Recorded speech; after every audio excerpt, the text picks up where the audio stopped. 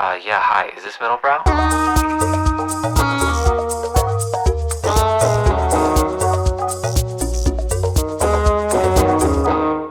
What's up, everyone? Welcome to the Middlebrow podcast. I am one of your co-hosts, Brian Park. I'm Dan Rosen. Dan, may I meet you?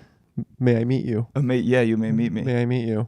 I don't get this. So this is a reference to a friend of the pod, Bill Ackman, has been has been going viral on Twitter once again. Right, he put out like a dating advice for men. Yeah, so for listeners who don't know who Bill Ackman is, he is a billionaire and the founder of Pershing Square Capital and Zoran Mamdani's number one op. Yeah, he's an epic tweeter. Post Mamdani victory, now he's sort of going into as a life coach. Okay, he's Scott Galloway. He's pivoting to the He's Scott making Galloway. the Scott Galloway pivot where he is now offering his services, trying to consult young men and being the savior to the male loneliness epidemic. Yeah. And his first order of business is just approach people in person. And he's like, this is a line that never failed in his youth. Men, approach a woman that you fancy and just ask them, may I meet you? May I meet you? May I meet you? And so now all these Gen Zs have been filming themselves doing it and being rejected. Damn. You miss 100% of the Bill Ackmans you don't take. This is my general grievance with this kind of dating advice is that Bill Ackman, whatever you feel about his politics, he is an objectively attractive man. And a professional tennis player, apparently. And a pro tennis player. Isn't that how it always goes? Your most handsome friend will be like, just go up to them. Oh, yeah. What's gonna happen? Dating advice from rich, attractive people is always really useful, Yeah. I find.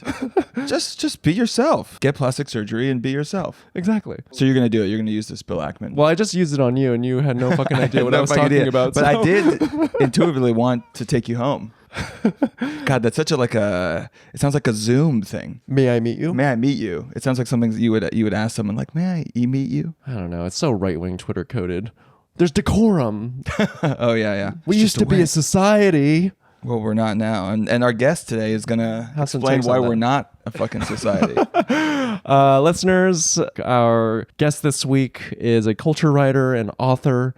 He is the author of the menswear banger Amatora and another book called Status and Culture. And he has a forthcoming book. Well, no, not forthcoming. He has a book that is out now. This morning. As of this morning, he has a book out titled Blank Space, A Cultural History of the 21st Century. Yeah. And you'll definitely have the Taylor Swift song stuck in your head every time you pick it up, which is a nice gift you gave to the world. Thank you. Yes. Give it up for W. David Marx. I kind of like. W. Thank David you. Hi. Marx. Thanks Yeah, for having your me. name. I like the song "Blank Space" of all the Taylor Swift songs. It's not very Taylor Swifty of a song. It could be kind of anybody. Is it a Max Martin song? It's a very Max Martin song. Okay. I'm sure she wrote the lyrics, but it does not sound like her handicraft. Yes. In terms of it. It's or melodic. Jack Antonoff's evil little fingers. There's also the shellback Max Martin dynamic that I'm not quite sure which of the two guys does what. But Right. That's his like, protege? Yeah. Because Max Martin was the protege of the other guy who did Ace of Base. Pop, whatever. Like the first Swedish guy who started the whole... Are we just going through the lineage of Swedish music producers? Yeah, how they took over. They went from like ABBA to Ace of Base to Britney. I learned much too late. I think I would say like 3 years ago. These big pop stars, they don't write anything. It's a controversial topic. I mean, so they get songwriting credit. They could get the credit for changing one word. They could get it for writing the entire song, right? But it's like you're in the room, and so there's a big controversy of like how much they do. And so Avril Lavigne worked with The Matrix, which was like one of these songwriting teams, and she went out. She's like, "Yeah, I wrote everything," and they had to come out and be like, "No, we wrote everything." No. We wrote "See You Later, Boy." That's right. And so it's like a very gray area about how these credits work. And often the deal is the producer has to agree before they write that the artist is going to get credit no matter what. Okay, so it's like almost like ghostwriting. Yeah. In the sense where you just like hand it over. Yes. That went viral recently with Hailey Bieber, and she was talking about how she developed the viral Rode phone case, which is where you can like attach your lip balm, or I don't know if I'm getting this wrong, but you can attach like a product of hers to the phone case. And the interviewer asked her, like, oh, how did you develop this? When clearly it was some creative agency that was hired out to develop the product end to end. Yeah. And They've been hired to come up with a million ideas for Hailey Bieber. Right. But it was just so funny because I think she had difficulty even playing the part. And everyone in the comments was just roasting her because she was like, yeah, so we were just like in a meeting and like, yeah, like we were just in a meeting and then it was this stroke of brilliance and that's how we came up with it. That's how I developed it. I was just playing around in Rhino and 3D modeling software. This just really felt right to me. Yeah, but I mean, but it's incredible that she's an auteur in a sense. She's a phone case auteur Yeah, of our era. of course. Have you heard of Meadow Lane, David? You're coming at the opening of Meadow Lane. Don't quiz me on pop culture. Okay, tell me more. So, do you know what Erewhon is in LA? Yes. So, Meadow Lane is New York's equivalent to Erewhon. So, it's an overpriced grocery store where you can buy $12 bananas. And on opening day, there was a 3-hour line to gain entry into this grocery store. What does that say about the state of culture today? So look, I live in Tokyo where everyone waits in line for everything, and that was one of the major cultural differences that I felt between the United States and Japan for a long time. Is like consumers, like young people, are willing to wait in line to buy T-shirts and things, and then that just wasn't. Did we take that from them? I kind of think it came from that, and then obviously the social media's made it worse, and that it's like created all these products that the only point is to take a photo, and so then you've got to wait in line to take the photo, et cetera, et cetera. But yeah, I mean, I saw some Instagram reel yesterday of just the number of lines in San Francisco of people waiting for things, and that does seem to be like a kind of 21st century American thing to right. For wait like in fentanyl. lines. You mean they're waiting in line for fentanyl? Fentanyl drops. That was Fenty drops is. Yes. I don't know. I mean, it strikes me as being new that Americans didn't have the patience for that. I mean, maybe that's a good thing that we're becoming a more patient people here in the United States. Possibly. I mean, Dan and I, we were texting about that. We were texting about it. And to defend the line goers, well, how is this any different from streetwear drops or like waiting in line for Supreme? Something feels inherently way more lame and cringe about waiting in line for an overpriced smoothie, grocery store than it does for like a limited streetwear item. I mean, the thing about Supreme is back in even 2001 or something, there was no line for Supreme. You just walked in and bought the t-shirt. And so, even the streetwear brands for a long time didn't have that. And there's a new history of streetwear that just came out. And it feels like 2004, 2005 is where it started really happening, where people were waiting for Dunk, Nike Dunk limited edition or whatever, and then they were waiting in line. But I don't know. I mean, someone should do this history. Someone could pitch a book on the history of the line. Yeah, it's just called Q, Avenue Q or something. Avenue Q. Yeah, that's the British. That's the British version. Are people even waiting in line to buy the Supreme thing, or is it just to like flip it later on the internet? Well, then, resellers are another huge part of like this entire industry. Just like that, people's entire life identity is arbitraging. Yes. So thanks internet for that. But who is the end person? Just some like rich kid in the Midwest whose dad's like, all right, if I buy you this Supreme thing from Grail, like you'll love me. Like what is the? I mean, pipeline? It's just like ticket scalpers, right? It's just more sophisticated. But I mean, at some point you would try to go to a concert and you'd have to buy tickets from the scalper in the same way. Yeah. So it's just our entire economy is a scalper economy. Well, people say the ticket prices are too low. Actually, that's what some like economists have argued that. So my brother-in-law is really into fish, and he told me that they do this like reverse auction where it starts with like the tickets to the concert are $10,000, and then if no one buys that, it goes down. Okay. And so you go from expensive to cheap over time in order. And that apparently like gets rid of. Yeah, but everyone who buys those tickets is really fucked up. They're super high. They're like 20 grand for fish. Yes. It works for fish only, works for maybe. fish. Yeah. That's a there are culture. solutions. Have you seen Fish, Brian? No. I think we should go. My brother-in-law is like fish Everyone's adjacent. brother-in-law is a big fish head. Yeah. So you're saying you live in Japan? I live in Tokyo. Yeah. Yeah. How has it been living there as like the American interest in Japan and visiting has like exploded? Yeah, I mean, it used to be that if someone at all came to Japan, it was like a huge calendar moment for you. Like my sister's coming to Japan. Can you believe Yeah. that? And now it's like once a week, there's 4 or 5 people that are, hey, I'm in town. And because they think And it's you're like going to exhausted. Des Moines or something, like Yeah. you're the only person in Des Moines, you just get random DMs from people being like, hey, I'm in Tokyo. Yeah. Can we- And you're the white guy. Yeah, like, can we hang out? I'm like, I don't know who you are. Hey. Yeah. I will do when I'm going to Japan. I know you. I will know you. message you like, hey, what's the omakase spot that Yeah. you love? I mean, and the thing about Tokyo is that you don't really need that much advice because everything's good. Like actually, maybe the worst place to go is the one with the line. Just go next door. So there really isn't kind of like a secret list of places. But then also, this kind of idea of gatekeeping has become a big deal. I mean, the word gatekeeping is that's also changed in the last like 10 years. The gatekeeping used to be refer to all the terrible curators and people and editors who kept you, young radical, from getting into the mainstream business. And gatekeeping now just means you know a cool spot and you don't tell people about it on the internet, right? Yeah. But I think there is this feeling of people in Tokyo like, don't put your best spots online anymore because so many bars and restaurants and cafes literally have like 5 to 10 seats. So if everybody goes there, you literally can never go there again. So what was cool about it is that you just could walk in at any point. Now it's like when none of us can go to our favorite places.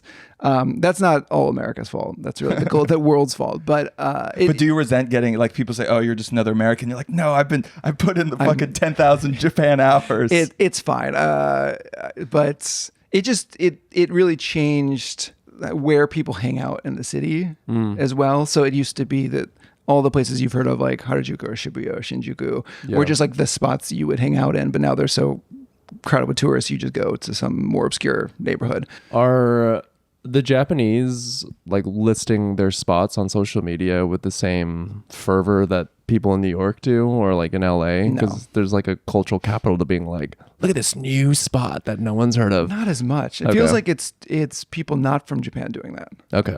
Like there's a cottage industry of people who make videos about Tokyo who are not from Tokyo. PewDiePie. I haven't seen him around. No, it's so Tokyo. I'm not the most famous American in Tokyo by a lot. There's Kanye. He's there hanging out. He's there a lot. He's doing his tar thing. Yeah. This is where they accept him. It's kind of true, but I was in a bar and I looked over and it was a hotel bar lobby, and he came in because apparently he gets an entire floor. I won't name the hotel. And then I heard crazy horror stories about him trying to film some new movie that is his wife's movie, in which it required 20 naked Japanese women to be running around a forest or something. Wow, okay. And so there's all sorts of Kanye. It really rumors. is like tar. I guess it is really, Mishima 2, Bianca Boogaloo. I don't know. This is in the book, but like China would not let Lady Gaga or Justin Bieber do concerts there, but they were like, "Yeah, come on in." And he had this like giant concert in Hainan for some reason. Do you think that's because like they sort of see him as a subversive American, and the way that like on Twitter there's always some like Chinese propagandists trying to like stir shit. They're also like, well, like this guy, is talking about the Jewish question, so maybe we should give him a concert here. The chance of it being an intelligence op is very high. Is my sense of it. But yeah, he's around. Were they offended by eating Asian pussy? All I need is sweet and sour sauce. I don't know if that line made it there yet. Damn, what? That's a real lyric. That's a real. Oh my god! No, I'm not kidding. That's a real Kanye lyric. I just pulled that up. No, it's too early for this. No. That is a real Kanye West lyric. It'll get bleeped in the official version of the pod. You don't remember that one? That was on his way to cancellation, but not quite there yet. I think he's just done so many. Once you say like I love Hitler, it's sort of you forget the other. The microaggressions get Heil get Hitler forgotten. and selling a white shirt with a black swastika are kind of that's about as far as you can go. Yeah. But anyway, so They waited online for that in Japan. I hope not. The Americans blowing up the Japanese spots, that's revenge. I consider that revenge, because for what the Japanese did by coming to America and just pillaging all of our That's true. vintage shops of all the good American workwear. If you want a double XL Ralph Lauren striped dress shirt, they're all in Tokyo now. They've all been stolen fuckers. from the United States, and they're all in Tokyo. This is our equivalent of like the Benin bronzes. Right. that need to Someone's be gotta- repatriated from the British Museum. Right. Yeah, it was like, no, we need to go back. You have to return our rightful Ralph Lauren, our J Press. Yes, These are our cultural heritage. they're maybe you have to buy them out, but there's a lot of them. It's just there's more vintage stores in Tokyo than there probably are neighborhoods in New York, right? I mean, that's actually the terrible measure, but there's just like thousands of vintage stores, and every single one seems to have 100 Polo Ralph Lauren shirts. I'm into menswear, and going on forums here in America, they'll always, when you're just starting out, they're like, oh my god, Japan has the best Americana, they have the best Japanese you got to go to Japan for the denim. Well, let's say we were talking about like samurai jeans, for instance, but like, do Japanese people actually, like, is it like a popular subculture? It's just like there's a very specific consumer segment into it. Like I don't want to call it a subculture because it gives it more gravity. Got it. But like the basic way people dress is probably verges a little towards this stuff. You'll see it more. And then there's these weird cults of especially like older guys who are in their late 60s, early 70s now, who are just like head to toe seersucker and boater hats and that kind of thing. So you'll see it pop up a lot more, and it feels very inorganic in the sense like there used to be preps in the United States who didn't even know they were preps. It's just like, this is just the clothes that I was born in. Right. But it in Japan, there's the people who get very cult-like about it. And then once in a while, there is just a big trend for this stuff, so it flares up. So at the moment, these oversized Ralph Lauren shirts are like very in. But it's hard to look at that, and it doesn't look like prep looked like 10 years ago or 15 years ago. So it goes in waves. So it's nothing is organic in the same way. I mean, it can't be because it's imported. Yeah. And I mean, so the first book I wrote, Amatora, it was trying to kind of de-essentialize it as being like a Japanese thing. And it's more, if you're importing a culture that you don't have, like you're going to obviously be really anxious about, am I doing it right? Yeah. And then you're going to like create all these rules for it because no one around you knows how to wear a button-down shirt. So it's like you have to look for expert guidance. So then what was interesting is when Americans started wearing Japanese jeans, they were like, oh my God, am I washing these right? Like, so they it's like we made up the rules. Yeah. So basically, like, I think that was a nice moment where it's like, see, everybody, it's not some essential cultural property. It's just if you import and you don't have people around you who know the rules, you have to get very anxious. Am I doing it right? So there's just so much Japanese culture is imported, and I guess there is a bit of a propensity in Japan towards caring about doing it right. And so that all combines into just a much more kind of rule-based culture. And for something like prep, which used to be, literally the natural birthright uniform of a bunch of WASPs, then obviously it looks very inorganic because it's like people who weren't born into that are picking it up. Yeah. So are they now going to get like the athleisure and be like, all the rules, like how do I wear these Lululemon joggers with these on cloud sneakers? Like But it's funny, there's not a lot of yoga pants going on. God. And I think there's just still some propriety. And so like is it a shock coming back to America? I can handle it, but it certainly feels like underwear, right? I mean, people just dress more conservatively. So are people in Japan very anxious about cultural appropriation? Do they feel is there the same guilt and culture industry criticizing them? No. How dare you make Neapolitan pizza? Exactly. I mean, I get asked a lot about cultural appropriation because the book was about Japanese borrowing of American and style.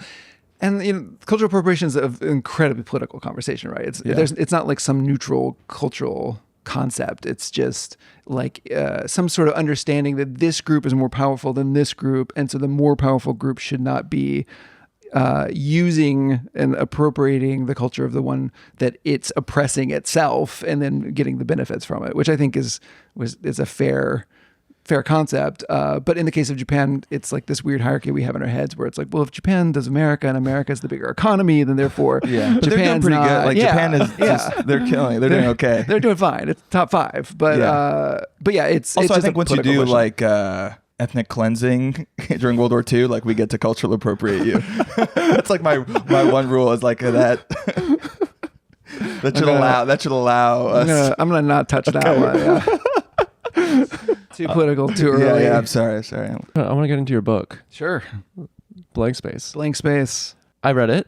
You read it too, Dan? Thank I you did. for reading it. It does. I read it, by the way. Brian had it for about 5 weeks.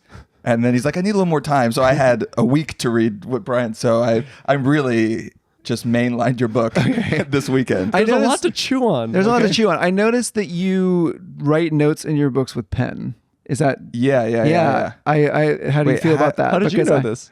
Oh, because you posted I a posted photo of photo. it. But like I don't know if it's like OCD or what it is, but I have to always do it in pencil. Yeah. And I don't erase it necessarily, but I just want the feeling that I could erase it. You That could erase someday, it. if I have to get rid of it, If you have to sell it. yeah, that I could get rid of my own mark. No, this was a galley. I'm Yeah. not allowed to sell it. Oh, it was a galley? Okay, Yeah. okay. This is why I wanted to read it first, because I didn't want to Yeah, you had see no all notes. of your notes in You there. had no notes, Brian. It You had makes no for a thoughts. terrible reading experience. I just hear your voice in my head as I'm making my way down Yeah. the page. Okay. So yeah, every review of the book so far has been like hearsay of hearsay. Like we hear that this book is just trashing culture, but there's like a lot in there. It's not only I don't think pessimism. you're. I say it's cautiously optimistic. God, nice.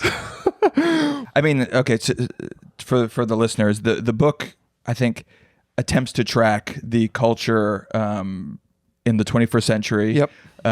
Which is a big undertaking. Yep. But sort of with the thesis or almost the goal of trying to understand how we got to where we are in 2025, and I think very much trying to locate in the early 2000s a lot of the seeds Yep. that were planted that seem to have like fully bloomed into the like hellscape that we're in now. Sure. So I think some of those would be like the folding in of genres, Yep. which Which for a while was cool and Which worked, was cool. but then Wh- it all kind of ended where there's nothing else to fold in. yes. So you talk about like Pharrell and Kanye are like Yeah. the spears of this, and they start whatever doing this kind of high low and streetwear, and then in their music, the spitting of the samples, and then you kind of end where it starts there, and then ends with like Happy. Yeah. Well, Happy's kind of in the middle, and then Lil Nas X is where the last barrier was country music and hip hop. Like Yeah. those cannot be combined. And then once Lil Nas X does it, then you get Shabuzi. And now it's like there's nothing. What is the last taboo of the thing that you could add into pop culture? It's like it's all there now. Yes. And so I think that's a more. It's not a negative one in the sense of every time you fuse two genres that don't match, like there's a real opportunity for creativity. It's just if you fuse everything, you Yeah. kind of get to the end of the line. I mean, the Beatles, you could say, Yeah. fused brought- Indian exactly, yeah. music with British music hall, with like R&B, like rhythm and blues Yes. music. So like, how do you decide like that's a new kind of folding in of genre that's kind of interesting, that creates something new, and whereas something today is like less inspired? Well, even just, I think that one is it's less judgmental in the sense of it's just a function of it works for a while and then it doesn't work because you hit, like every single one was interesting. I think Lil Nas X is interesting, and it's just, but at some point it's like, well, you can't do it again.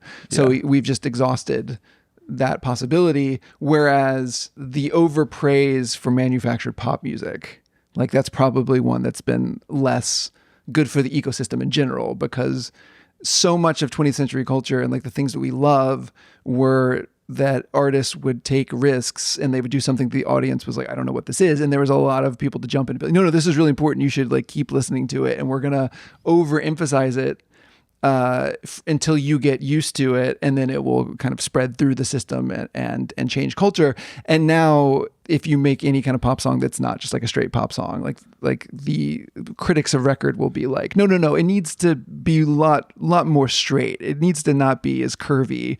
You need to really stick to convention, or otherwise it's not a pop song anymore. Yeah. So there seems to be like a weird conservatism about pop music needs to be like so over the top pop that it shouldn't be experimental at all, which is quite new. And I mean, in like Madonna, Queen of Pop, it's like if you go back and listen to her catalog, every single album, she always had something kind of brought in that was quite controversial from some angle. And I mean, Vogue was a big deal. I mean, that was a huge hit. And to take voguing from gay culture, like underground New York dance club culture, she was hanging out with Basquiat and got Glenn O'Brien to do sex. I mean, she was really plugged into all that and bringing and surfacing those ideas. Yeah. And so, Which by the Kanye was as well, you could say. totally, yeah. I mean, there was definitely people in this century. I mean, Kanye to me is like a tragedy in the sense of he really was a big cultural force at the beginning, and then now is literally a Nazi. I mean, I mean, it's as bad as you can get. And so there were which, by the way, is another cultural trend that you Yes. track. Actually, is being conservative became punk. Yeah, exactly. In a way. Yeah. And Kanye is always about doing the contrarian thing, whether it's like wearing polo, or like sampling whatever, like that was his way of acting out, or bringing in athleisure and comfort shoes like Yeezys. And so like being a Nazi was the full Yeah. punk in a way. Yeah, and so the book, by doing 2001 to 2025, before writing it, I had ascribed to the idea that post Great Recession capitalism plus the phones and algorithms are what ruined everything. And I think what was interesting to go back and really like the aughts, like 2001 to the launch of the iPhone, the internet is still a real marginal part of culture. It's just on desktops, and it's a bunch of So we've people been with fucked graduate forever, degrees. actually. Yeah, I mean, but the point is, it all started before that. And I was in New York right after college for a couple of years, and Vice magazine really ruled, downtown New York and was kind of the center of it. And at the time, Gavin McInnes was doing things that verged on, well, that seems oddly right wing, but everyone was kind of like, it's hilarious. It's just like a kind of ironic joke. Yeah. Like the flirting with Nazi stuff, or wearing like a Nazi rock band pin badge on his jacket with a Michael Jackson badge. It's like, see, it's funny. He's doing both. And I was like, well, it seems like he could actually be right wing. Is that possible? It's like, And like no, Michael him Jackson. doing this essay in the American Conservative in which he says that liberals are stupid and I'm turning everybody right. I'm going to turn the hipsters right wing. Yeah. That's just a big prank. Don't worry about it. And then we stopped hearing about him for a while. And then he popped up again. It's like, I've created the Proud Boys, right? Yeah. So the seeds of that were there. And it's not to say that Vice magazine overall was some sort of right wing propaganda, or that downtown New York had this right wing edge to it, but it had this kind of transgressive nihilism that apoliticalness that didn't care about the kind of 90s free Tibet, Lilith Fair liberal values that really marked kind of alternative culture. Like they were rebelling against that, and that had an opening, especially post 9/11, where you couldn't really be that left wing anymore for a while.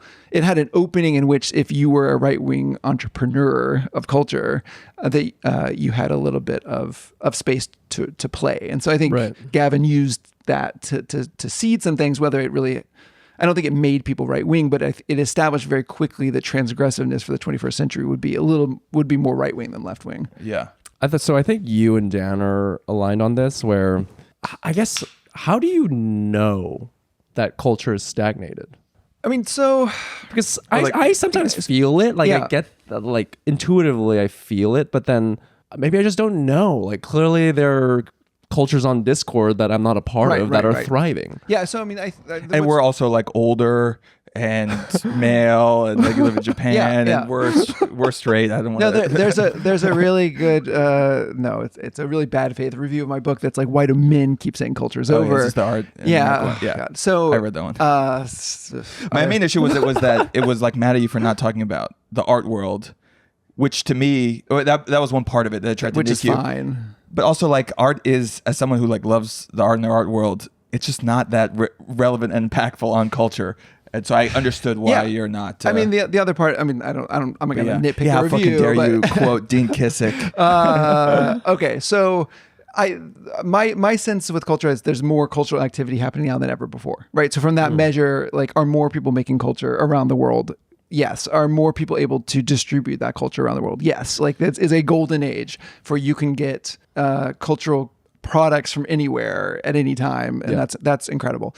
The sense is that there's a crisis of valuation, in the sense that the things that rise up are whatever is the most popular, gets the most views. It's not necessarily the thing that is the best or the most interesting. So you're right. So the thing you're saying, I think, is the stagnation, which is like somewhere out there could be some really cool culture in a Discord, but I don't have access to it. Like to me, that's part of the problem. And do you think you used to? Like it used to be like 25 years ago, you used to be able to like get access to the underground shit or the subcultures that were they were being up? overvalued in a sense that Bikini Kill could sell almost no records and have no industry support, and yet people talked about it and it was a big deal that Bikini Kill would have an album out or something, right? So I think that is some of what's going on, is that because the magazines controlled it was the just narrative. like a small, I mean, the one thing, it was a smaller world, and at the end of the day, it was so hard to make culture that if you're going to make culture, you had to really care. So the people who made culture were people who had already absorbed a lot of independent culture and wanted to continue in the tradition of making independent culture. And then when everyone has a camera and anyone can make music, then everyone in the world can make culture. And a lot of the people who don't have that background of caring about the art form itself started making it, and that was going to be obviously more popular more immediately. And then if you have all these platforms that overvalues things that are immediately interesting, then now you have some loser indie content that has 15 views versus some amateur version of a big thing that gets 15 million views. And obviously one of those is more important than the other. And so, like one of the biggest songs of the 21st century is probably Bed Intruder because it was a novelty auto-tune song. But in terms of like the number of people who heard it and felt like that was a moment, that's like independent music for the 21st century, which is very different than independent music before. And so it's, again, it's not to say that no one is doing cool things. It's just that the cool things are much harder to find, ironically. And maybe some of these things, like these previous art forms, like music and film and TV, for example, are just not the things to look for. I think the best argument for culture is still healthy is that you're looking in the wrong places. If you're looking at indie music, that's not. Or if you're looking at rock music, that's not where things are. If you're looking for films, they're all sequels. I got it. Right. There's a culture writer, Catherine D, who did a pretty good essay about I think that we're looking in the wrong places, and what you should look for is the TikTok people who do multiple characters and it's vaudeville, or Bronze Age pervert type personas and things like that. Viewing that as an art project of itself. And so it's like I'm Carolyn really Calloway sympathetic. is the biggest artist of our time. Exactly. So I'm like very sympathetic to that approach, and I feel like that's what definitely part of the healing process is for us to try to find where the activity is. But it's also true that a TikTok video just may not be the best medium for formalist radical artistic innovation compared to a novel or something, right? Yeah. Yeah, and you just touched on this, where in your book you talk about this concept of like the entrepreneurial hero. Yeah. Where like selling out has become conflated as some form of artistic genius. Right. Because It's the goal. It's the explicit. Right. But like, have you seen in your own TikTok, Stan, where I will accept brand deals because I have bills to pay, and in the comments people are in support of it, like, amazing, get that bag, like, love this collab. I'm like, this should be no, I should be punished and shamed for this. Right. Yeah. But so, because I feel two ways about this, where I'm like, one, I wish that like, you give the example of the immediacy between like success and selling out. You talk about like Ice Spice, who had Munch, and then within a year, the Munch was like a Dunkin' Donuts thing. So like, really, how transgressive, how like, crazy can your new art be if it's immediately subsumed by capitalism? And there's no shame about it. Whereas you would say like Pearl Jam and all the like selling out was like a core Gen X thing. And I want to, but also there's no the industry has bottomed out, completely, and there's no money for, there are no like, I know we're friends with a lot of comedians, there are no shows being made, like the writer jobs aren't there, and films aren't being made, so kind of the only way to get any money is to like get some internet virality and collab with brands, and that's a career now. Whereas like you could make something kind of exciting, independent, and have a decent career, and sell some tickets for like an independent movie or something, and that just doesn't exist in the past. In the book starts with Pearl Jam, and it's not saying like, hey, we had Pearl Jam, we lost it. Like that was the greatest cultural moment ever. Also, Kurt Cobain's would call Pearl Jam like sellouts. Yeah, exactly. Fake. So the book is not explicitly pro Pearl Jam, but Pearl Jam did a thing which is unthinkable today, and that's why I started with it, which is that they got really famous very quickly, and they said no. Like, we're not doing it. And they decided to make no music videos for like 10 years because music videos were making them too popular with the young people. That's unthinkable now. Yeah. And so now they would remake their old music videos. They would just play shot for shot. They would play 10. They would do the 10 tour and just go through song by song. Eddie's version. So, but I was reading like I guess Kim Gordon's memoir about, from Sonic Youth, and it's like she was waiting tables while they did Sonic Youth. I don't think Sonic Youth was sitting around being like, we're going to do this, we're going to get huge, we're going to make a ton of money. Like, I think that independent musicians or artists just also knew that there was some struggle, that like you had to separate the art from the finances. So maybe you had to work another job or you had to do something. And I think now, maybe some of it's that we live in the surveillance state, which is if you're a young artist or something and everyone's seeing your face, and then they go to Whole Foods and you're working behind the checkout counter, they're like, did you know this person actually has to work at Whole Foods? And it's like this big embarrassment or something. So I think that it is, I understand like the pressure now that nobody wants to just have a day job and do their thing. But I feel like that was also part of, because we don't talk about it because nobody wants to be known as having a day job. But also, isn't rent insane? Like rent in New York and LA and these places, and healthcare prices are higher. Yeah. And there was probably a time and in this New York. Obama mandate, you used to be able to just not have. I mean, healthcare. even just in 2001, when I moved to New York, I lived in I rented a room from a middle-aged couple in Astoria or Long Island City for $500 a month, and I think the all you can eat Subway card was $63. So I made something like $14,000 a year and could live in New York, and I wasn't like saving a ton of money. But it was super fun just to be around, and every night you would leave work and go to an opening and get free, beers with soggy labels on them. But, the point was, I think you can do that. And I don't know what the specific year was, but like, obviously you can't do that anymore. I mean, it's nearly impossible. So that there's obviously economic pressures, but I think there's also this general social pressure. And then the more that young artists do get the bag and make money, then it sets the bar for everybody that they should be. Their marker of success is getting some sort of brand deal. We're talking about I Love LA, the new Rachel Sennett show. And it's really interesting to me that like the version of that 15 years ago or 20 years ago, it's kind of like a mix of Entourage and Girls, right? And in Entourage, like it's about trying to make a movie, like and like the actor, he's trying to make like art and comedy, and that's the struggle. And in Girls, she's trying to be a writer. And in I Love LA, like literally in the second episode, she tells her client, like, then we'll get you a leggings deal and like an Air One collab. And it's not irony. Like that's what's exciting. That is explicitly, and we're supposed to be excited for this character to not create anything, not make any art, like to get we don't even actually know what she does. We don't see her, this influencer's videos, like purely to become a commercial. Yes. And I think that was like, okay, that captures the time pretty well. And are they satirizing it, or are they just accepting it?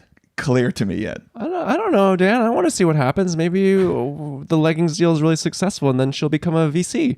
Who knows? She might become a VC. Look at Ashton Kutcher. I mean, he is really he pivoted from acting. And he was a true artist. I mean, you went, dude, where's my car? Right? Seminal text. Yes. And then I actually think he's an underrated actor. Yeah, he's good. But I think he's gotten Butterfly effect, dude. Truly a lot of pleasure. What if things had been different, dude? But couldn't some of that be ascribed to just like transparency? Like maybe artists of the past were a bit naive and ignorant and like pure about this is what I'm going to make. But now, college students are constantly talking about, I get TikToks all the time where they're like transferring information. Like these are the highest paying jobs. Like these are the internships you need a gun for, where when I went to school, like I didn't know any of this. Yeah. So like, even if you're an artist, you're like, this is like a pivot that would make sense. If I accrue some capital, I can get in bed with some tech folks and like compound on that. But who would you look to in the art world even? I mean, Jeff Koons and Damien Hirst and all these people. No, I wouldn't. Don't compare them. I think that I think Koons is a genuine artist. Really? Okay. Relative to Damien Hirst. But like, I mean, to me is Koons, a hack. Okay. But like even Koons' whole thing is like, what if art was just a big commercial, like flim flam? I mean, it is like, imagine it is pop art to the Yeah. extent. It's a great hack. The reason I like Stan Coons Okay. more than others is I do think he genuinely cares and spends vast amounts of money That's and time on pushing the actual material element and inventing almost new materiality and structures and techniques to envision his work, whereas I think Damien Hirst just like pumps out dots. Okay. But yes, I mean, you could say Murakami, you could say like, Or, like, When does your Jeff Koons collab come out, Dan? dude, I would love to intern for Jeff Koons. But like, Takashi Murakami, if you're around and you go to, luxury brand parties, he'll be there. Yeah. And he'll be like on stage dancing with some hip hop person and being kind of silly. And Yayoi Kusama, they can put her dots on a handbag. I mean, it's incredible. So Yeah, there's like a 30-foot statue of her in Paris when I was there. Okay, It was yeah. psychotic. So Louis Vuitton, in the Louis Vuitton. Yeah, but if you're yeah. like a young artist and you look and say like, what does success look like? And if it was 75 years ago, you wouldn't be like, well, the brand deal that Deschamps got was pretty incredible. These things kind of all come together. And Who was the first musician to do like a brand deal? I mean, I remember there was a huge like Adidas, controversy. right? Run DMC Oh, Run did. DMC. I mean, and that was funny too, because Adidas, the lore was that they were like, we're not doing this deal. And then they went to the concert, and then Run DMC is like, if you're wearing Adidas, like, show them, and people took off their shoes and put them up, and then Adidas is like, how fast can we sign the check? You know? So that was like Run DMC convincing Adidas to do the deal, not the other way around. But whether you think these are good changes or bad changes is up to you. But in the 20th century, there was a total anxiety about art and commerce merging. And so when Nike used the Beatles revolution, there was like a million op-eds got written of like, we've sold out our hippie values to the capitalists. And now a band's like, I hope fucking GM uses my new Tame Impala song. I like the first two Vampire Weekend albums are great. They're great albums, but it's really hard to hear Holiday and not think it's a Honda commercial, right? Yeah. Because it just when you watch the Honda commercial, like, yeah, of course this is a Honda commercial.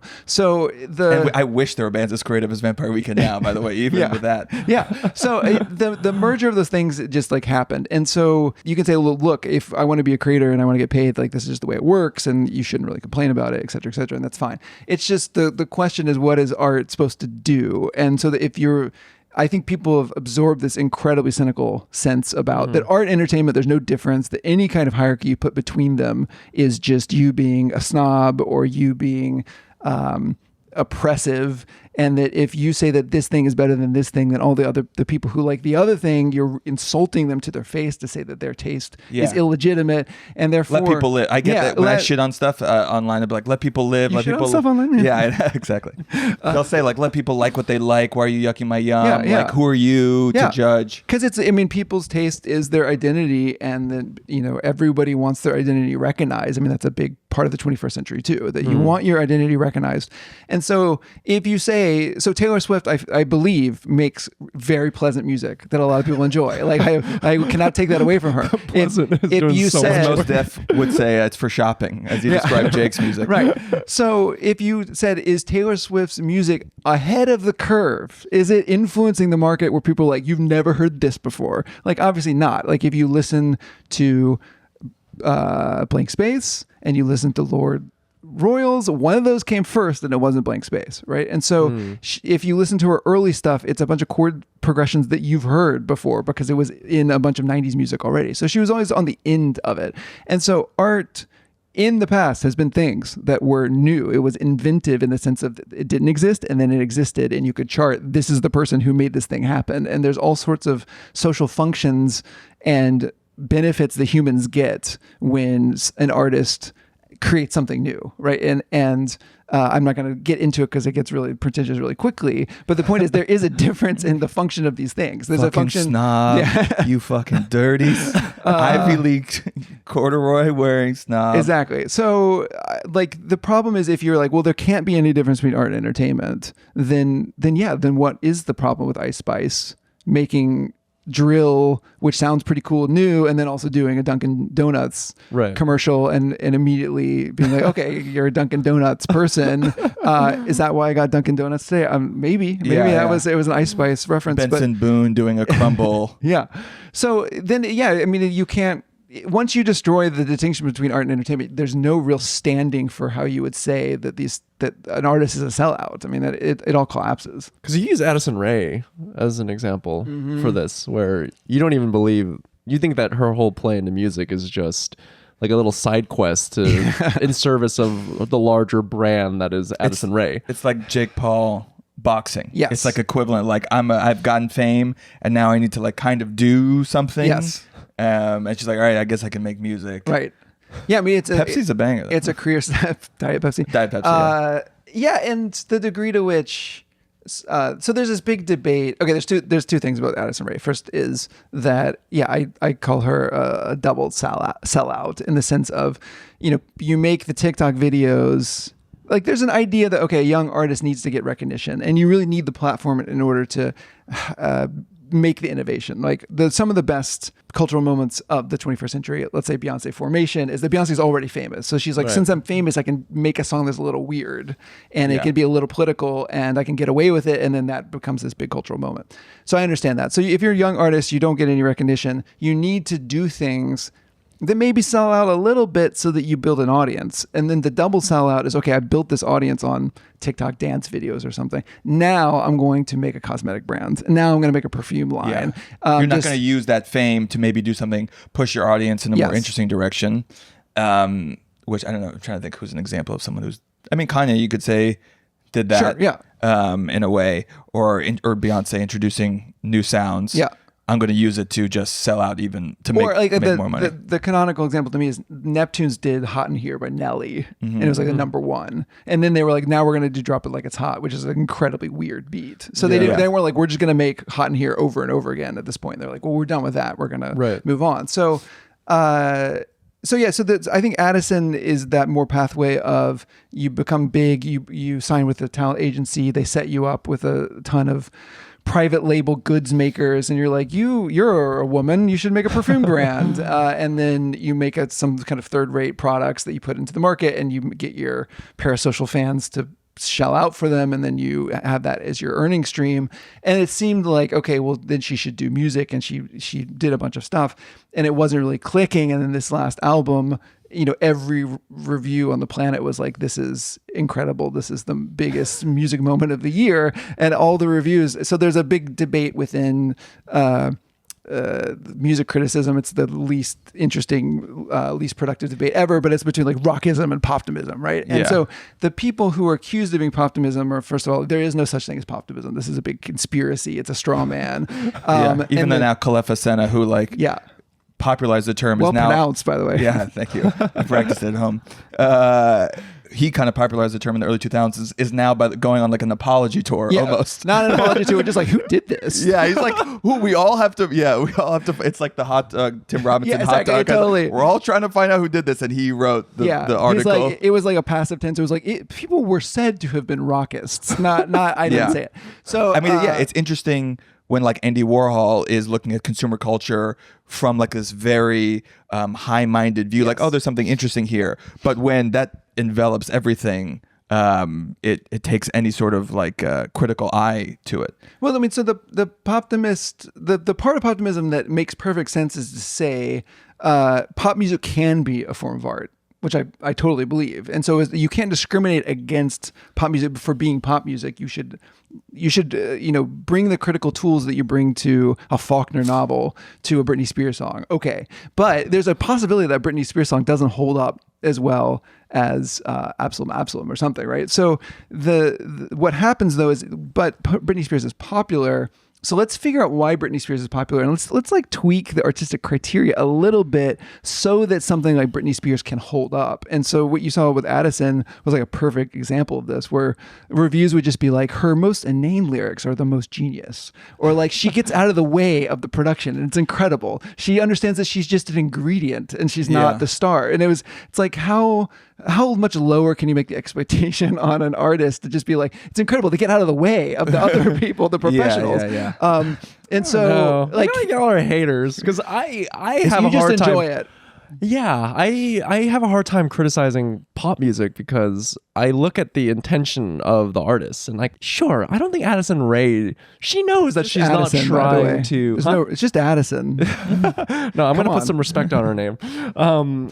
She's not trying to push the form forward, but like, I think there is a value in just creating pleasant music that brings joy to people while they're driving in a car with their friends and the volume's up real loud. I'm But not that's going to everything now. What, like, it used to be that was like a portion Right. of the culture, and now there's nowhere else to look, and the energy that maybe younger people who would be trying to do something different is not spent trying to like find new sounds, pushing the medium forward. They're like immediately trying to just do what will go viral as quickly as possible. I think that's sort I of think where that's you true. are, And right? you know, Espresso, which is also a pretty good song, pretty good pop moment. Yeah. And it was famously made like a producer just took splice packs and like basically made a song that anybody could make, and the ingredients were right there. And you know, there's all these articles like what a democratic triumph. Like anybody could have made this, you Yeah. know. So again, it's like, you know, artistry is you know, the easier option is great artistry, and the dumber lyric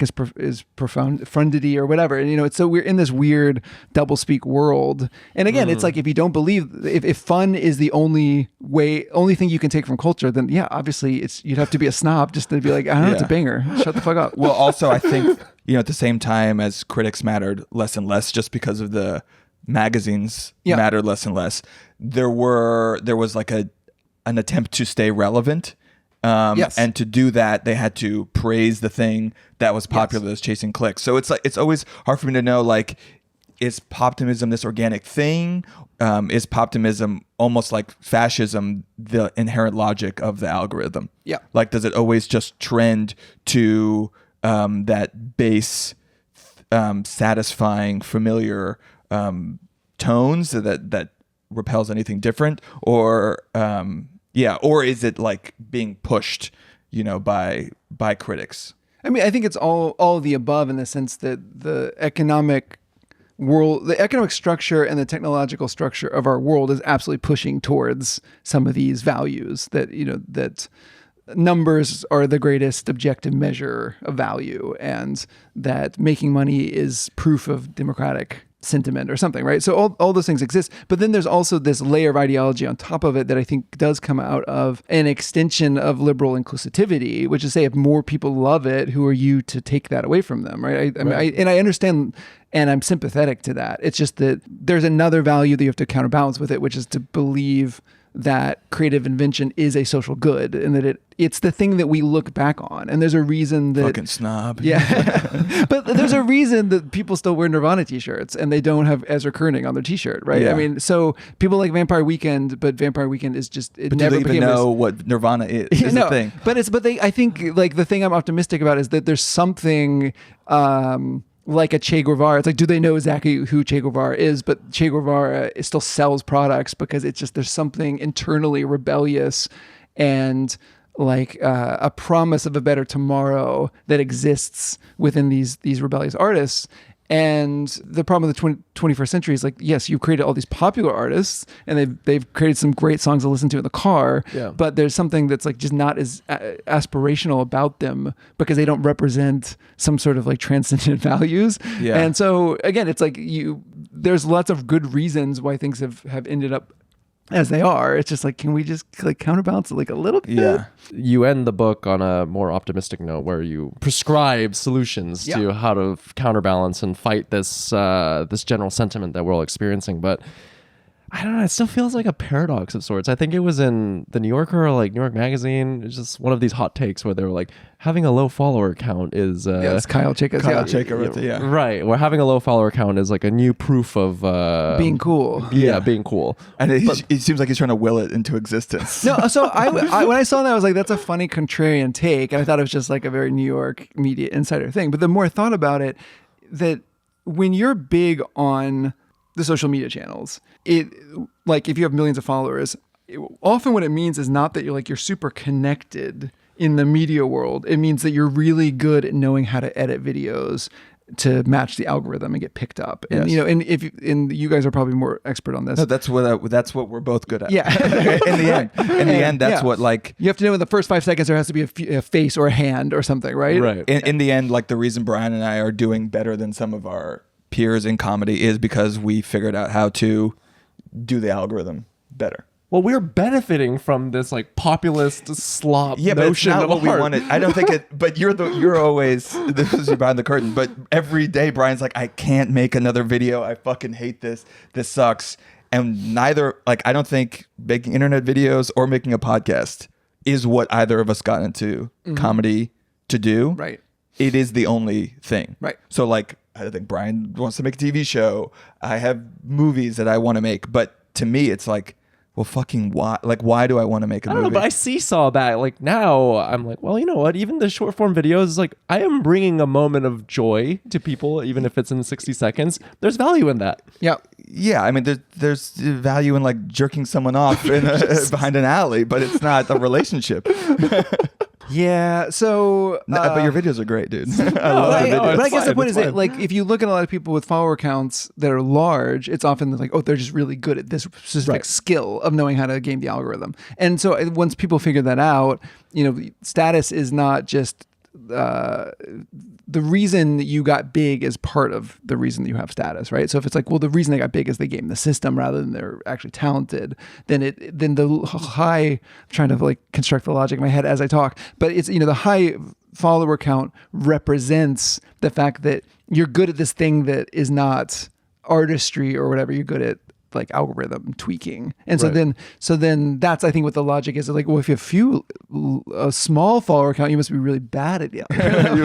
You must be really interesting. Yeah, you must be actually like know people and have social capital. Yeah. That whole take of a low follower count being really cool is like such an old money ideology to Yeah, me yeah. because it's not too dissimilar from people who have a at AOL.com email address. Like that's a signal of power because you're too busy to even update your email Yeah, to yeah. Gmail. And Well, like the wealthiest people in the world aren't on the internet. Like Yeah, it's not. they don't have that's for us. smartphones. Yeah, Yeah, yeah. that's not for us. That's so not it's like, them. great, I have low follower count and I'm an artist. Like, how do I make money then? Yes. Like well, also, who are the people who have low follower count and can still get opportunities? It's like super connected people, old money yeah, people, already, generational or- wealth. Yeah, is the yeah. key. But look, at the same time, I think people are hungry for any kind of value system that isn't just raw capitalism. And old money was one of those systems. Yeah. It was obviously like oppressive in its own ways, but it was not that. And I think when you go to Japan, and one of my theories of why Japan is so popular at the moment is you just feel there's something going on here that's not raw capitalism. Like you go into a place and it's like, why are there only 7 seats in this very popular restaurant? When you want to franchise it out, don't you want 4 or 5 locations? And then Yeah. the person's like, absolutely not. It's like, my job is to take all the consumer surplus and give it to my customer rather than taking it and giving it to Yes. shareholders. And you then- can feel it. Yeah, and in the U.S., anytime any restaurant gets slightly cool, it's like, Yeah. okay, well now we have to expand. Yeah. Or any clothing brand that's like, well, we have one cool store now, we have to have 100, and it's like, I'm always like, why? Yeah.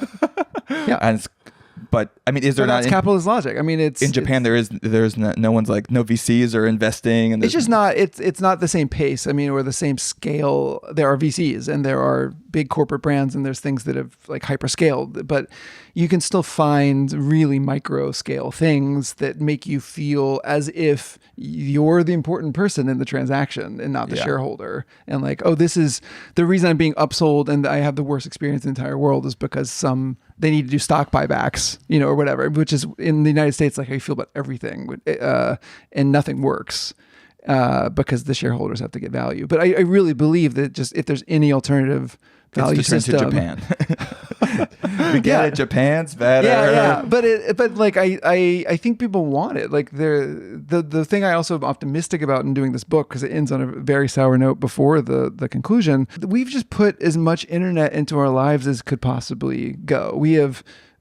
Everything runs by this capitalist logic as far as it can go. Like there's only going backwards now. And it's just better. Like real life is better. Real life experiences are better than mediated experiences, and hanging out with your friends in real life is better than chatting in a Discord. And are you optimistic that we'll be able to? Some of us will. Some of us will. I think the thing to be pessimistic about is it will be class bifurcated. Yeah, in the that's for sense sure. that wealthy people will be like, I'm so powerful. I don't need a smartphone. Well, you already see that in schools, like the schools that are banning Yeah.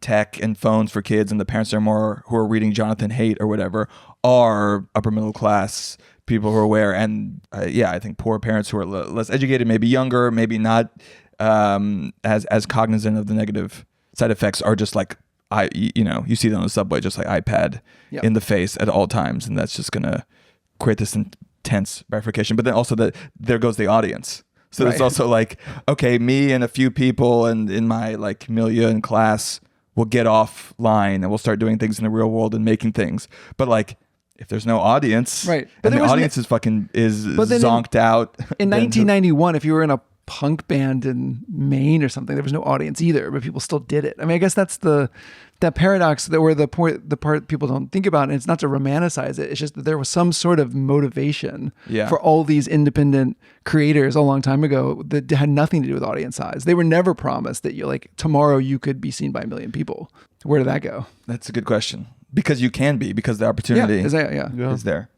I mean, the thing that depresses me the most is on TikTok, there'll be like a notification and it'll be like, go viral with this sound. And it's like, why would you want to? Like, to what end? Right. Like, if I go viral, it's because I want to, something that I made and care about connected with people.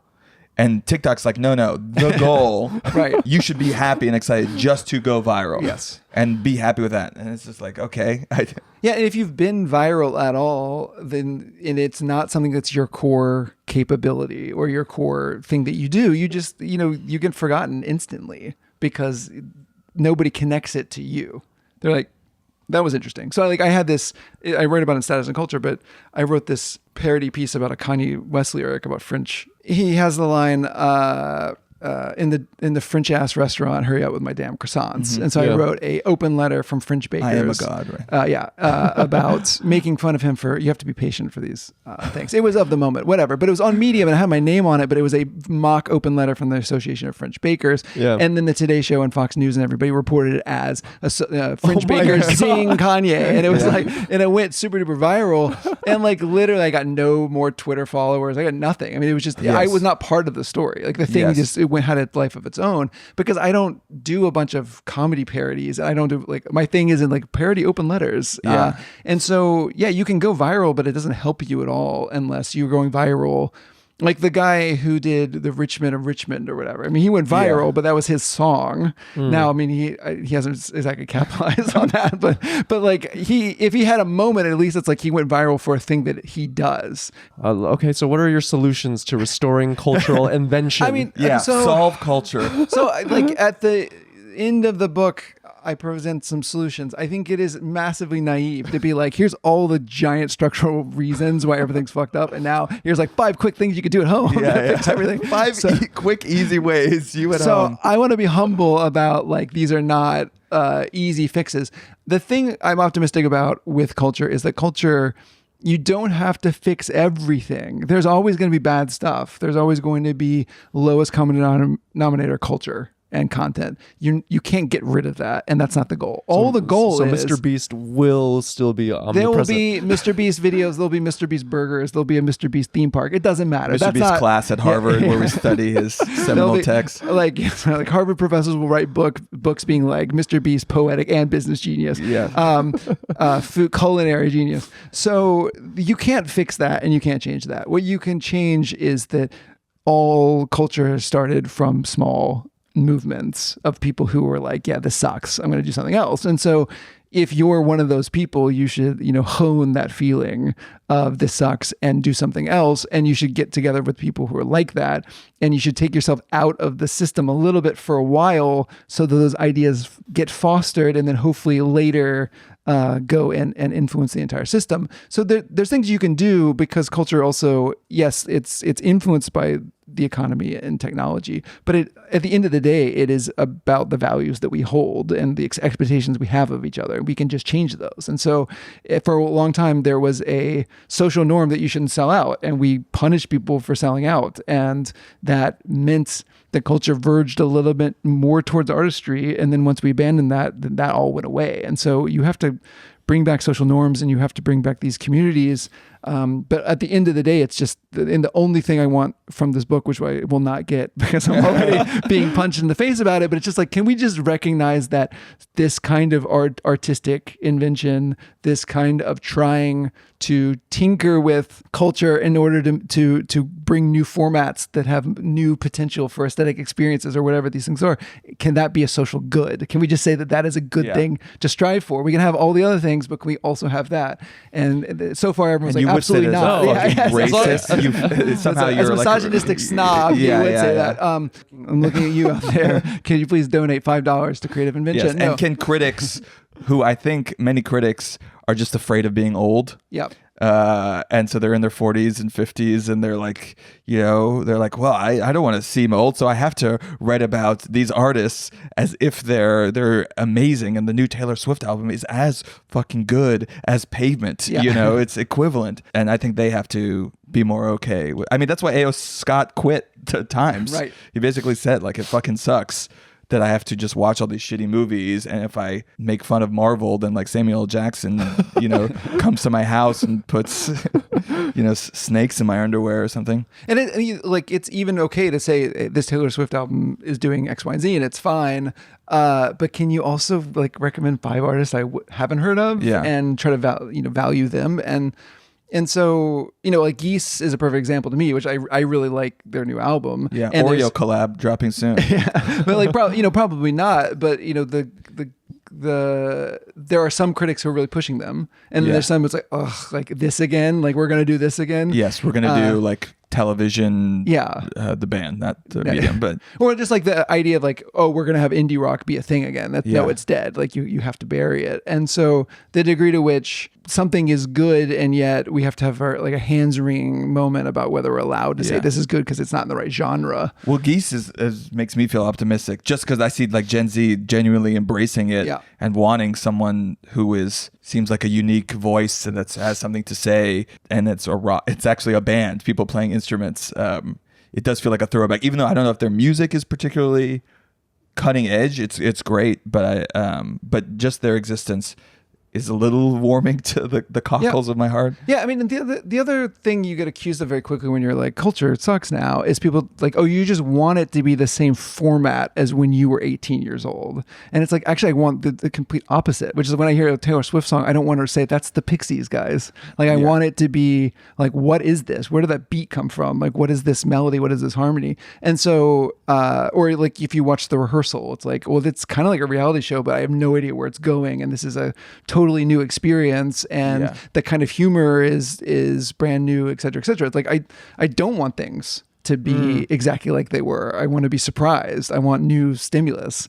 And so to call it curmudgeonly that like I need everything to sound like Pavement, like I want something to not sound like Pavement. It seems a bit subjective though, because when I was in high school, I remember discovering LCD Sound System, and I was like, this is cool, this is fresh. And James Murphy just ripped his sound from like a more unknown artist before him. He had good taste though. I mean, he listened to a lot of obscure things, like obscure disco stuff that nobody else knew, and then was kind of ripping that off. So again, that's the point also, is that if you're ripping off something that no one's ever heard before because it's so obscure, you introduce those ideas into the system, and they're pretty new, where it's like, again, every single person who is of a certain age knows Where Is My Mind by the Pixies. And so if you're Taylor Swift and you're like, hey, Max Martin, make me a song, and they're like, we got something for you, it's the exact tempo, exact key of Where's My Mind, exact chord sequence, and we want you to make this other song about it that makes fun of Charlie XCX. Like, they're not going deep. No. At all. Because someone was like, well, would you think it was cool if it was like, if it was Mr. Greaves, if it was a different, more obscure Pixie song, maybe be like, well, that, I didn't think they would do Gouge Away, like that's kind of cool, but it's the one at the end of Fight Club, like everybody knows this song. It's number one on Spotify. I'm telling you, so Dan, go you a gotta little bit deeper. start listening to OK Lou and Two Hollis. That's I guess I gotta do that. I think, well, I don't know, I feel like there is more interesting stuff in music just because the barrier to entry is lower. It's the TV and film and novels and that I feel much more pessimistic about books. Oh, did you see? This is what I was talking about. Did you see the new Richard Linklater film, Nouvelle Vague? No, I really want to. Okay, I saw it on the plane. It's great. It is great, and it's so cool because 50s Paris was so fucking cool, and Godard is so cool. He wears sunglasses indoors. That's how cool he is. But the movie is literally like the most throwback. He's just like, cinema is revolutionary. We gotta, no, it can't. You can't do it that way. You got to do it this way because it's got to be different. And it's like this movie's being made for like $40, and like they show up for work. He's like, oh, we're not working today. Like, not feeling it, going home. But it is a counterpoint. You think that energy would be translated today? It's like it's easier than ever to make a movie. Yeah, easier than ever with your iPhone to make something that looks like 100 times slicker than Breathless by Godard, and then no one is out there doing it because there's like no value to doing it. Or if they're doing it to look exactly like the most mainstream shit. Yeah, but like there's a scene early where he goes to see the debut of Truffaut's 400 Blows, and the crowd's like going crazy, and he's just like, okay, I got to top that, and so that's the other thing is that you're in this community of people making art, and you want to out art them, and so the whole movie's him like, how do I out art my like peers? And so if your peers are like, that guy got 10 million views because he used the viral TikTok sound or whatever, then like that is your that's goal. The currency. Yeah. So I mean, that's the problem again, is that if you're not looking around you being like, I gotta out art these people, then like why would you invest in that part of it? You gotta out art. And my pants got to get wider. Way wider. I think they might be going in now. I don't know. Well, David, thanks for joining us on Middlebrow. Thanks for having me down here. Where can people find you? I'm on the social media things, and I have a newsletter called Culture and Owner's Manual, because at some point I actually wanted to make it like a manual, and then I realized that was really boring. So then I just write essays about poptimism over and over again. But that's at culture.ghost.io. Okay. And it's on Ghost. So if you subscribe to me on Substack, as so many of you have, I don't have a Substack. So you're not, the reason my things haven't shown up is because I don't write them You on were Substack. the last one. Yeah. It's so impressive. Yeah. You don't. Somebody was like, don't do Substack. This was like a long time ago when I was setting it up. And so I went on Ghost, and then I was like, Ghost takes like all this money to set up. I had to pay a developer and like all this. And then I was complaining about it. And the same guy was like, why don't you just use Substack? I was like, you fucking but now it's like, I look like a genius for being on Ghost. So I'm there, but buy the books. Like I being on these podcasts, like I have to perform or whatever. But like, what's cool about writing is that it's always like your 20th draft that you read. Like you can, it's kind of the thing I really want to say. Whereas me droning in live is always harder to explain my ideas. So buy the book, read the book, read about Chocolate Rain. Yeah. Reminisce about 2009 Obama memes. Coney, throwback. Wow. Ice Bucket Challenge. It's all there. It's all in there. It's all the long road to hell. Well, thank you again, David. Yeah. Listeners, thanks for supporting the pod. If you made it this far, like, subscribe, leave us a review, and follow us on YouTube. That's the most important thing you can ever do. That's really how we solve culture. I think follow us on YouTube. Is subscribing to our YouTube. Yeah, consider the Middlebrow community as this one of those smaller communities. Yeah, that subcultures challenges one another to embrace good taste. Yes, very much like the Kanye blogs that formed Brockhampton. What will come from the Middlebrow chat? Okay, bye all. Bye. See you next week. Okay, that was Middlebrow.